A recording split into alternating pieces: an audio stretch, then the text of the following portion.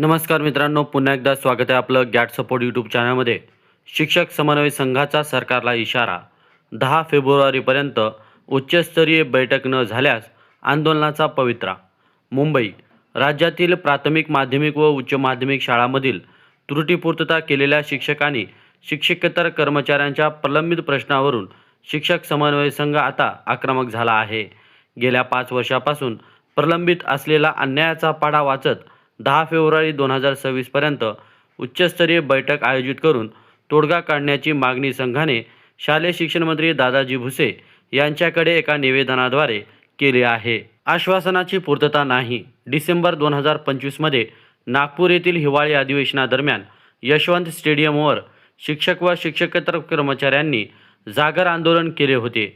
यावेळी शिक्षण मंत्र्यांनी आंदोलकांच्या शिष्टमंडळाला विधानभवनात चर्चेसाठी बोलावून जानेवारी 2026 मध्ये मुंबईत उच्चस्तरीय बैठक घेऊन न्याय देण्याचे आश्वासन दिले होते. या शिष्टमंडळात आमदार ज्ञानेश्वर म्हात्रे, आमदार सत्यजित तांबे आणि संघाचे पदाधिकारी उपस्थित होते.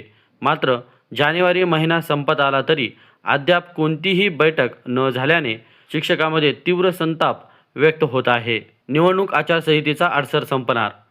सध्या राज्यात स्थानिक स्वराज्य संस्थांच्या निवडणुकीची आचारसंहिता लागू आहे, जी 7 फेब्रुवारी 2026 रोजी संपणार आहे.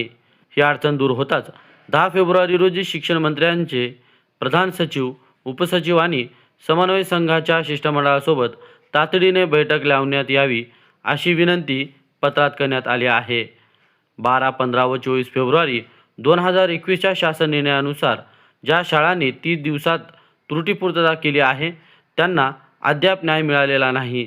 5 वर्षापासूनचा हा अन्याय आता दूर व्हायला हवा अशी भावना शिक्षक समन्वय संघाचे के.पी. पाटील आणि सदानंद लोखंडे यांनी व्यक्त केली आहे.